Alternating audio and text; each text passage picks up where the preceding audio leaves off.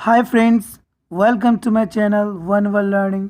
मैं सेल मोहम्मद मुंतशिर। आज हम आप लोगों को क्लास 10th की बोर्ड एग्ज़ाम के लिए इम्पोर्टेंट, बहुत ही ज़्यादा इम्पोर्टेंट बोर्ड एग्ज़ाम के लिए क्वेश्चंस जो केमिस्ट्री सब्जेक्ट का है, इससे पिछले वीडियो में मैंने बताया था केमिस्ट्री के इम्पोर्टेंट क्वेश्चंस को।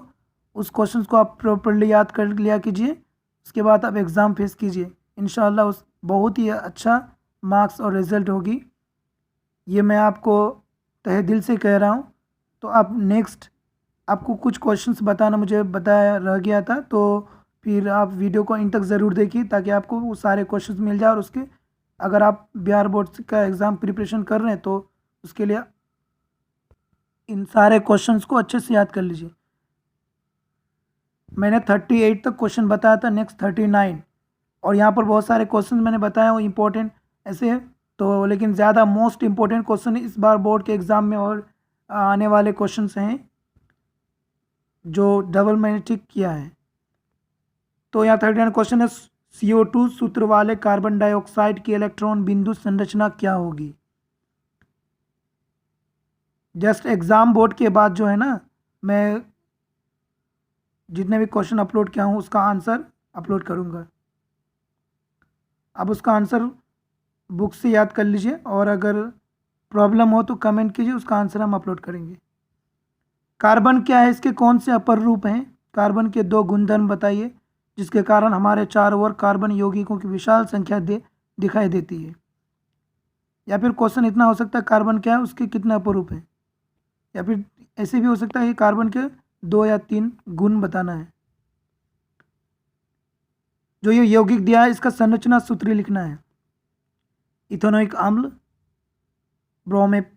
Bromopentane, butanone, hexanal, cyclopentane, methanol, F2H2S, F2 double हो गया ये, पेंटेन, वन हेक्साइन।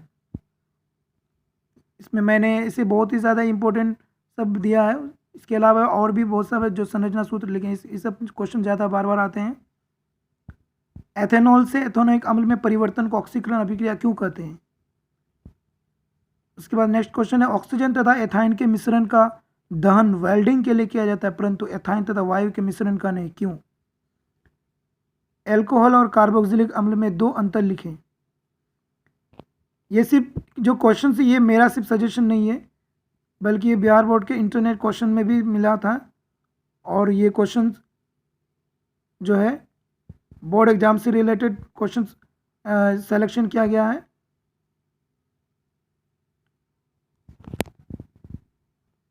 उसके बाद ऑक्सीकारक और अवकारक क्या है, या फिर क्वेश्चन बहुत इंपॉर्टेंट है, ऑक्सीकारक 2 नंबर में आ सकता है। ये CH3Cl में आबंध निर्माण का उपयोग कर सहसंयोजक आबंध की प्रकृति बताइए। समजातीय सरणि क्या है, उदाहरण के साथ समझाइए। बहुत ही ज़्यादा इंपॉर्टेंट क्वेश्चन, समजातीय श्रेणी बहुत बार ये क्वेश्चन आया है। उदाहरण के साथ आपको इसको याद कर लिया कीजिए। जारण और भर्जन, या फिर जारण और निस्तापन में 3 अंतर लिखें, ठीक है। भौतिक और रासायनिक गुणधर्म के आधार पर एथेनॉल और एथेनोइक अम्ल में अंतर लिखिए। साबुन और अपमार्जक में अंतर स्पष्ट कीजिए, ये भी मोस्ट इंपोर्टेंट क्वेश्चन है। कार्बन एवं उसके यौगिक का उपयोग ईंधन के रूप में क्यों किया जाता है। कठोर जल को साबुन से उपचारित करने पर झाग के निर्माण को समझाइए। हाइड्रोजनीकरण क्या है, इसका औद्योगिक अनुप्रयोग क्या है, यानी उद्योग में इसका क्या इस्तेमाल है, क्या उपयोग है। हाइड्रोजनीकरण क्या है, एक होता है हाइड्रोकार्बन, हाइड्रोजन और कार्बन का मिश्रण। साबुन बनाने की विधि एवं सफाई प्रक्रिया की क्रियाविधि समझाइए।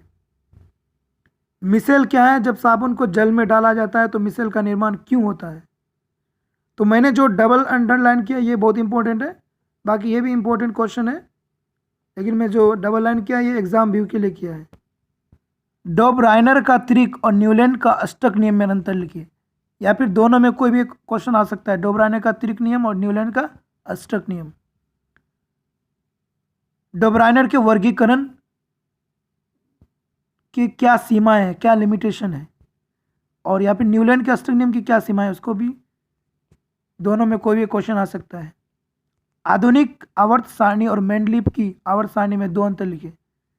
मतलब आधुनिक आवर्त सारणी क्या है और मेंडलीव की आवर्त सारणी क्या है, दोनों में क्या फर्क है। मेंडलीव की आवर्त सारणी की 3 विसंगतियां या फिर दोष लिखिए और आधुनिक आवर्त सारणी द्वारा इसको किस प्रकार दूर किया गया। नाम बताइए 3 तत्वों जिनके सबसे बाहरी कोश में 1 इलेक्ट्रॉन उपस्थित हो। 2 नंबर 2 तत्व जिनके सबसे बाहरी कोश में 2 इलेक्ट्रॉन उपस्थित हो। 3 तत्व जिनका बाहरी कोश में पूर्ण हो, यानी इलेक्ट्रॉनिक विन्यास आप निकालेंगे, उसका परमाणु संख्या पहले पता करके उस इलेक्ट्रॉनिक विन्यास निकालेंगे तो आप बाहरी में कितना होगा उस चीज़ को जान के आप तत्वों के नाम बता सकते हैं। संयोजकता क्या है या फिर सहसंयोजक रासायनिक बंधन किसे कहते हैं। आधुनिक और मेंडलीव के आवर्त सारणी में तत्वों की क्या व्यवस्था है, क्या मैनेजमेंट किया है तत्वों को आधुनिक में और मेंडलीव में। दोनों में कुछ थोड़ा बहुत सिर्फ अगर आए तो क्वेश्चन, ये शॉर्ट में आए तो सिर्फ उसका फर्क लिखना, लॉन्ग में आए तो उसको अच्छे से लिखना होगा। समस्थानिक और समभारी क्या है, ये आपने 9th क्लास में भी क्वेश्चन पढ़ा।